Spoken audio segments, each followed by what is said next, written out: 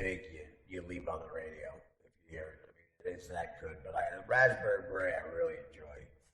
And because I was once working part-time at 5 a dime with a boss named Mr. McGee. He told me several times that it did like my time, 'cause I've been delayed and late. Third that I've been doing something totally nothing but different for the day before. That when I saw Artie walking through the outdoor. The outfit Prince is wearing in the Raspberry Beret video, you can only wear it in very limited things. Like if Rex Marshall Gehring were having a powder blue parade of boys, and you were the Grand Marshal, you could wear that outfit. Little Red Corvettes is good as they go. Let's Go Crazy fun. Doves Cry, Good Tune, Kiss, all that stuff. Although I like what's his name's version of Kiss. It's not unusual. Tom Jones. I just want your egg dodge in your kiss. So yeah, we'll play the first 6 seconds on a loop of a bunch of our favorite songs so we don't get sued. But this shows you technology in the modern world. Well, I might have told the story before, but I don't think I did. In any venue, Stern, anywhere, talk shows, DirecTV. There's a black chick that I went to junior high and high school with. She was such a cool person. I really got along with her. She became a friend of mine. And I had a huge crush on her. Oh, a huge crush on her. If she ever agreed to date me and even marry me, I'd go home and say to my mom and uncles, look, deal with it. I don't care if you ever talk to me again. She's Sicilian, right? You don't think Grandma don't believe that? I won't talk to her either. She's like that hot chick Sunshine in the movie Harlem Nights. The white guy fucks and never goes back home. And well, why do they call her Sunshine? Because when you throw her pussy up in the air, we turn to sunshine.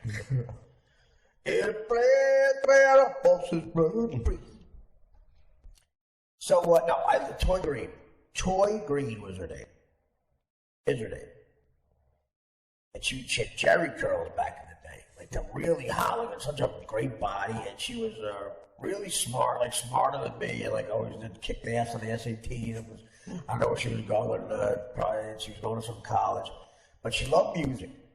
And one day, we're sitting in the 10th grade, Mr. Berliner's class. Mr. Berliner did not like me. I didn't take anything seriously. And he really was disgusted with me. He goes, Artie, the ball's in left field, you're in the infield. The ball's in the outfield, you're in the infield. You're not going to do anything in life. You're an idiot. Yeah, I never brought a book to the class. I just left. I had a history teacher named Mr. Berlin. Yeah? Mm-hmm. Well, cut that out, please. That's a complete waste of time. Wow, that's interesting. I had a teacher who started with BJ. If I forget what I was about to talk to because of the Berlin comment. Toy. Okay, toy.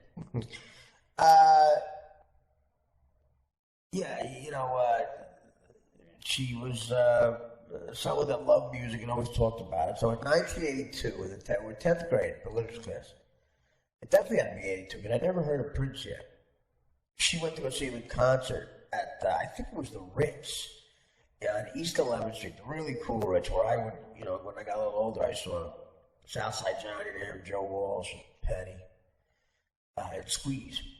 I saw those bands at the Ritz. The one on East 11th Street. It moved to Studio 54. The space that Studio 54 occupied on 8th and 54th for a while, and it closed. But when it was really cool, really up, it was on East 11th Street. It became known as Webster Hall after that, which made some noise. Is Webster Hall still open? Yes, it is. I walked by there the other day. Oh, it is? Okay. Yep. That was the Ritz. Wow, classic place. And again, an amazing concert. The Joe Walsh show, I saw at the Ritz. It was 1987, I guess. Yeah, 87. Me and my buddy Kev went, and it was just a blast. An absolute blast. Nothing but nectar. So Tori Green went to go see Prince. That's what she told me. She's sitting in front of me in class, and she says, "Yeah, I saw this guy in concert last night." And Prince, I said, "Really?" And she said her friend threw her panties at him. Oh. I fucking hurt myself jerking off for the next 3 weeks. I would go home and make a big, even in the 10th grade through the 12th grade, a senior, I would go home and I would make a big chocolate milk in the blender, and I watch Heckle and Jekyll, Bugs Bunny, Foghorn Leghorn. If I was really into it, it was a good episode. Maybe Tom and Jerry, but I hated most of them. And then tapes of comedies. That's what I would watch, and maybe a little MTV for some discuss. But I had a crush on Toy. She told me about Prince, and I never forgot how into Prince she was, and the panty story. And she's the one who sort of, made me look at the videos he was in and go, "What? That's the guy Toy likes." And then, the songs were great, and Toy moved on. But we were friendly throughout high school. So cut to 4 years after we graduated from high school. She in June, I in August of 85. I go to summer school.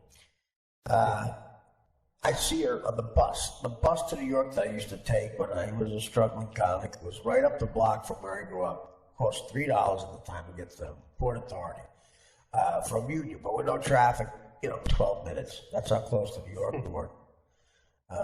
Yeah, you can see the skyline from a pointed roof.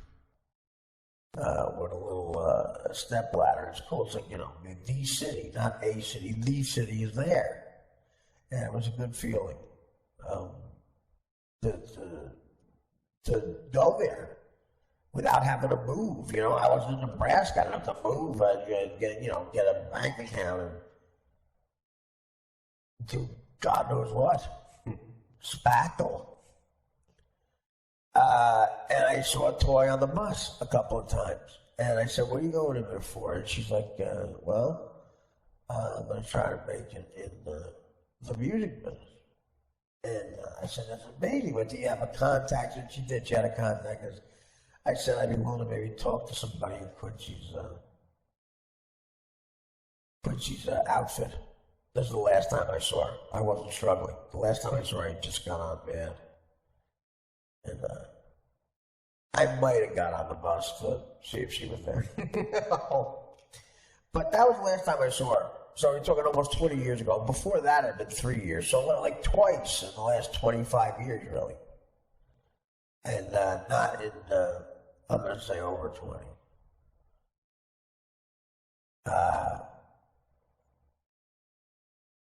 Was it 20 years or 96? I got the time. Jesus. Yeah, about 20 years to round it off. That's a long time. I hadn't seen her, so now I'm about to see her, dancing at the Port Authority. And realizing that we're both going into New York to try to pursue dreams. And realizing there's our one classic painting, The Boulevard of Broken Dreams. And how I don't want to get an apartment there.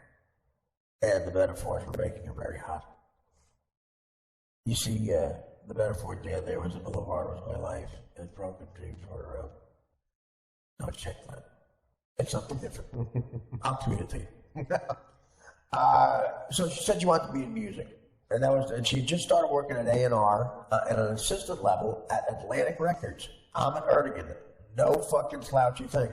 Do you like it? Sure. You gonna keep working there? I don't know. I'm just calling. So I see Prince dies today, this morning, whatever it was, noon. And I go, wow, the first thing that popped in my mind was Toy Green and the panties. And I thought of Toy, and I said, you know what? I'm sitting on the couch. Let me tweet at Toy Green. How many people could have that name? T-O-I. Remember, that's how you spell it. T-O-I Green. And I put an E at the end just in case.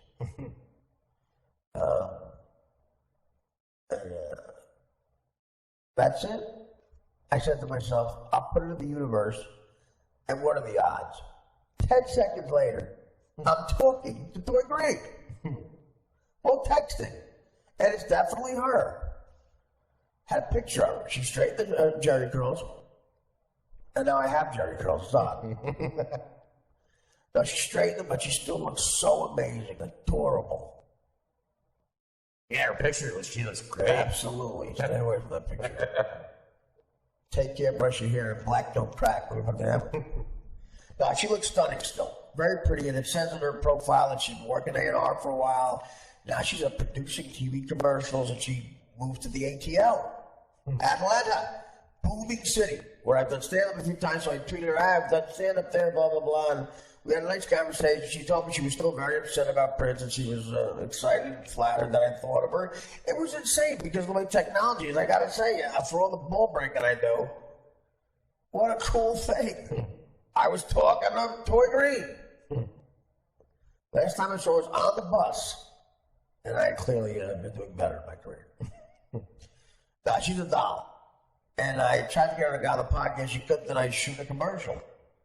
Maybe another time, but just like that, I talked to the person that Prince made me think of. She follows you. Yeah, I know, she told me that. But she was following. I also liked it. First of all, she got 3,000 followers.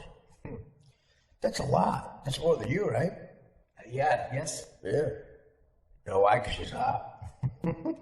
Or she's, been involved with some high-profile things in music. We're supposed to actually talk or maybe get lunch. She's coming up here, maybe.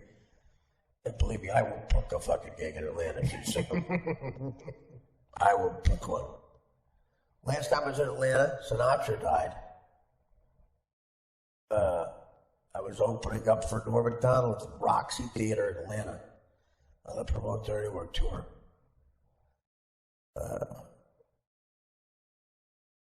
Nice venue. And it was a fun time, but I will book something to come back here to see her.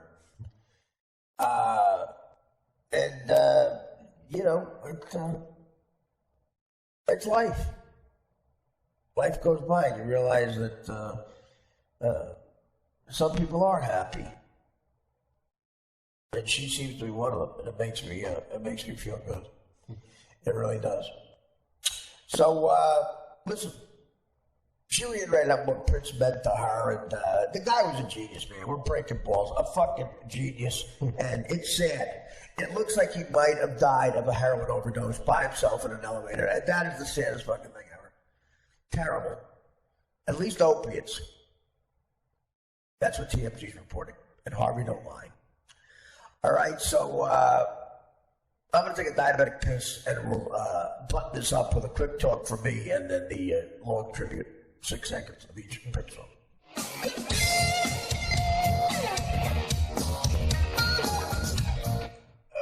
we on? We are on. Oh, Christ Jesus. Prince was one of those guys that no one spoke bad about. Everybody dug in. No. I heard it very different. Harry was an asshole. But because Sinead O'Connor said he tied her up. So, completely wrong. I think, like, who are you talking about? musician-wise, they all... Oh, I know. Stevie Wonder. Well, no, there's no doubt the guy was talented. My God, absolutely. But you're right. He's right. Well, his guitar playing especially. Very well respected. This has been Dan's obvious statement corner.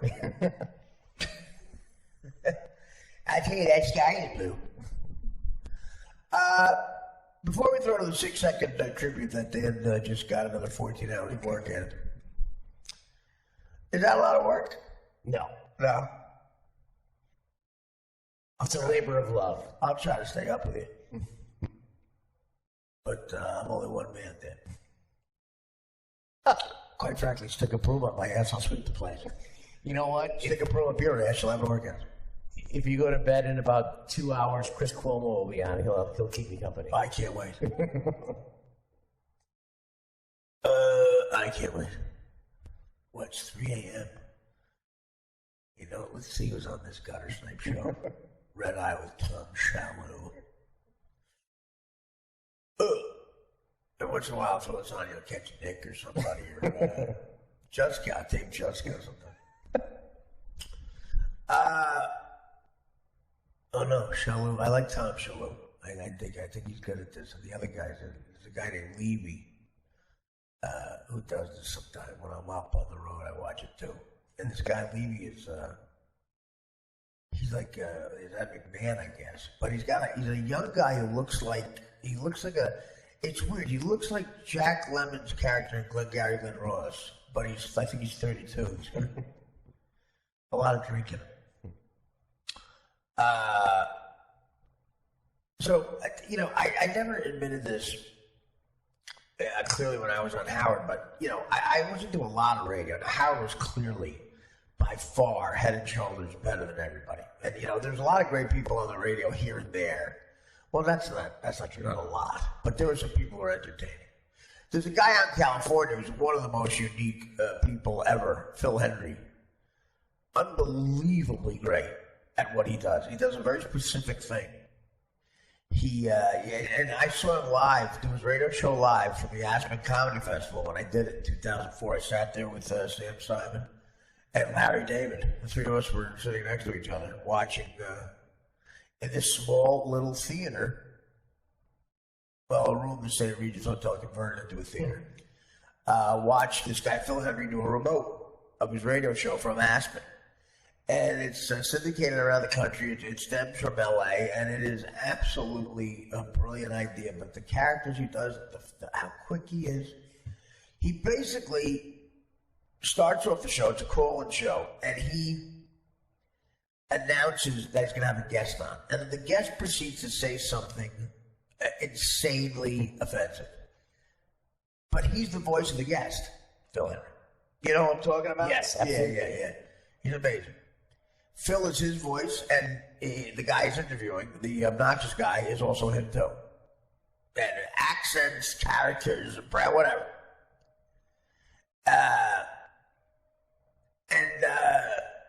Like, I say something like, AIDS is a good thing because it gets rid of certain minorities. Like something like that. Like something like that insane. It outrages people. And Phil Henry goes, that's ridiculous, but we'll take calls. So the callers call in, and the first caller could be Phil Henry as another character, outraged. The next caller could be Phil too, and he agrees with the guy. Then he takes an actual caller. He baits the people in. And every week or every night, enough people fall for it to where there's two groups of people in the audience. The people who know what's going on, who the show becomes so funny for, and the people who have no idea what's going on because they're calling it outraged. So he'll have the caller on outrage, and he's doing the one guy on the phone, the other guy on the phone. Phil Henry interviewed the guy said something outrageous.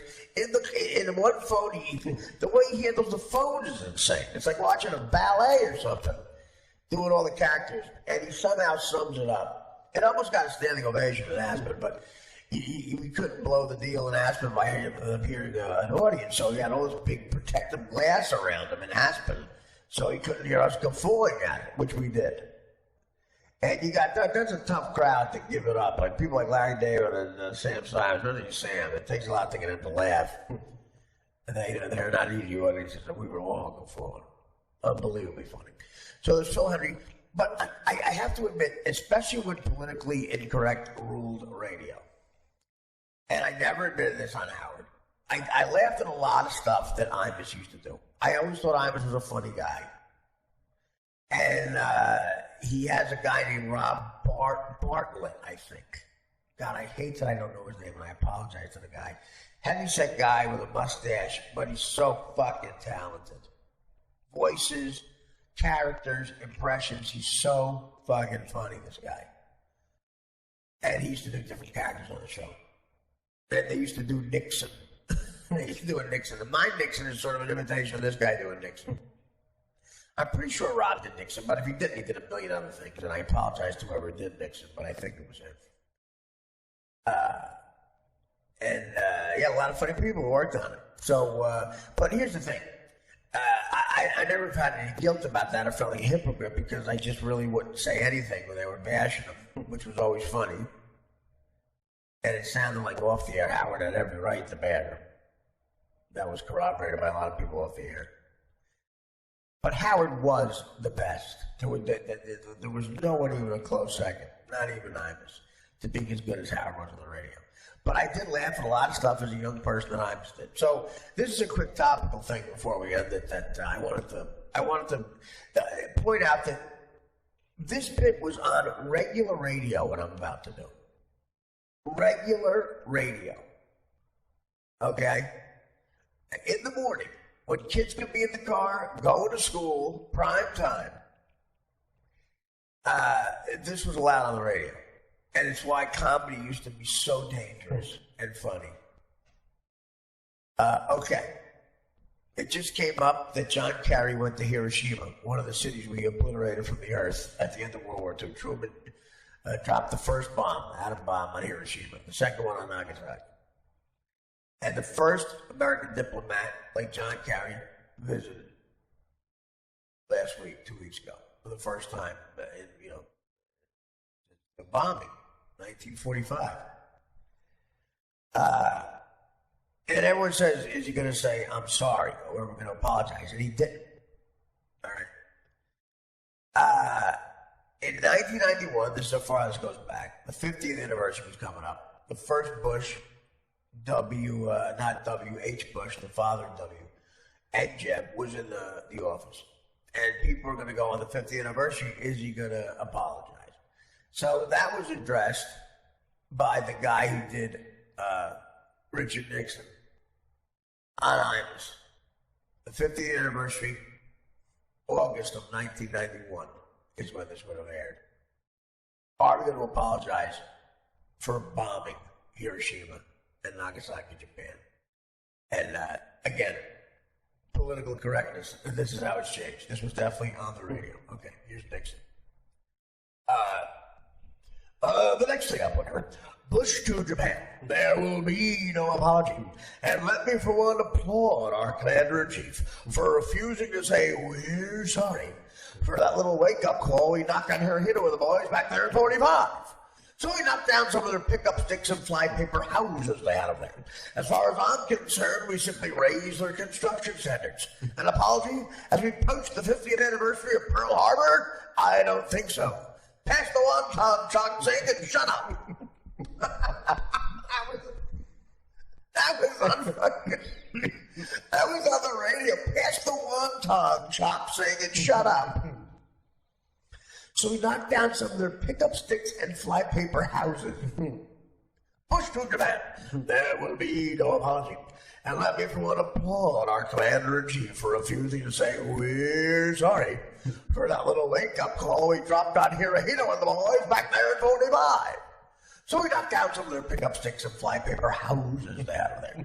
As far as I'm concerned, we simply raised their construction standards. An apology? As we approach the 50th anniversary of Pearl Harbor? I don't think so. Just pass the wonton, chop, sing, and shut up. They did everything except go, unbelievable. Another story, and I'm going to get this wrong. I'm not going to remember the whole thing, but I used to do something. The modeling I'm about to do is an angry black man. Very stereotypical black voice. Again, political correctness. I used to do this when I knew the whole thing as a monologue in auditions for commercials. And it got me a couple of callbacks. My buddy Jimmy Colombo will attest to this. He would hear me do it in the other room. Some Haitians wanted to get into the country, and we turned them away. So this is an angry black guy comparing that to, the need of the pin of the Santa Maria again, then. But black people can't get. We got Mexicans and wetbacks coming across the border, jamming Chevys like circus clowns and little Volkswagens. But as soon as some Negroes come floating by, sorry, all failed, no more room at the end. What you think would happen in 1492 if the Native Americans went out to see that wop Columbus in the harbor and said, "This ain't no new world, motherfucker. We've been here for years. Why don't you take your Nina Peter Santa Maria ass back to California or fuck where the fuck you from, Spain, and go fuck yourselves? Because if you ever come back here, I'm going to turn your fucking ass away so quick, you're going to be hacked quicker than you can say, tap dance for me, Sambo." Oh, man. And they would bleep the cursive, actually. But the last thing, quicker than you can say, tap dance for me. I'll try to do it again. I'm missing our words, but this was my monologue. We got Mexicans and wetbacks coming across the border, jamming Chevys like circus clowns and them little Volkswagens. But as soon as some Negroes come floating by, sorry, all filled, no more room at the end. What you think would happen in 1492 if the Native Americans went somebody out to meet that wop Columbus in the harbor and said, "This ain't no new world, motherfucker. We've been here for years. Why don't you take your Nina Peter Santa Maria ass back to Spain or Italy, whatever, and go fuck yourself? Because if you ever come back again, I'm going to smack you quicker than you can say, tap dance for me, Sambo." That was on radio. What those two things I just did were on morning regular AM radio. I was would hear and go, "All right, I'll do the cars." That's the way you threw it to the traffic reporter. Like he would giggle, "You got anything, Richard Nixon?" Say it. I do the cars. I believe Rob Bartlett was all those voices. I think it's Rob Bartlett. Unbelievably talented guy. So shout out to Rob and Imus. I did like you guys. Sorry I could give you more props on Stern, but I give you the job. And also, I don't feel hypocritical. I mean, there was nobody like Howard, man. And he was the Yankees. And again, proud to have been on that show. But Imus did make me laugh. Not everybody. Phil Henry, Imus, and Howard loves Phil Henry. Tom Buchwald, I believe Phil Henry's agent. I met Phil out in Aspen and a couple other places. He's a cool guy. And he did a really funny episode of Mark Maron. Mark Maron's TV show, which is great, by the way. A new season coming up soon that I was supposed to be on. Long story. Said I had a nosebleed in Pittsburgh. What a life. What a life. It hasn't been boring, I'll give it that. But anyway, I don't know. Check it out. Phil Henry was on an episode a couple seasons ago of Maron on IFC, International Independent Film Show. IFC, Maron. The Phil Henry episode was great. All right, so I wanted to point that out because it's relevant because John Kerry with Hiroshima. Prince, you are something else, brother. And what a sad ending. It looks like it's the opiates, but maybe it'll tell kids not to do it. We're like purple. But you were great. And because we're a low budget show, we don't have the rights to your songs. Here's the first 6 minutes, so we don't have to pay for it, of a bunch of Prince songs. And we'll end with that. Great week of podcasting, Danny. As always. Dan does a great job here, man. The show is on another level, and a lot of it's because of Dan. And these just me and Danny's, if I must say. I'm very secure of my sexuality, but I do enjoy it. And I think we got to get Russell Lawrence, what's his name? Stan Lawrence got to get in here and change that I have. And is it rude to have a water pistol in Flint, Michigan, and say I'm going to flee full of lead? By the way, I tweeted this out. I might get in trouble. True story. A bunch of fish tested positive for cocaine. Fish in Washington tested positive for cocaine and Xanax. And I, Artie Lang, will sell this headline to the New York Post if they want. I have the best headline ever. Run that story with the picture as it appeared. Fish test positive for cocaine and others. And there's a picture of a fish with pills, and above it, and you can have this or run with it. Just give me credit. Above it, one word: blowfish. Blowfish. That's why I have my own podcast from my kitchen. Great week, guys. On Monday's show, Michael McKeon. Lenny and Squiggy, Michael McKeon. Spinal Tap, Michael McKeon. As funny as they come. Better Call Saul. Better Call Saul is out now with Bob Odenkirk. Hilarious character. Odenkirk's so fucking funny. There's a guy I've never met. I love to meet Bob Odenkirk. Such a funny guy. And the funny character. Better Call Saul is great, and Michael McKean is great on it. Interesting character. And I can't wait to talk to Danny making that happen. Good job. So we'll talk to Michael McKean Monday. Anthony Bones next week, probably a bunch of great things. We love you all. Take care. Why not? Brush your hair. Here's a bunch of 6 seconds of Prince songs.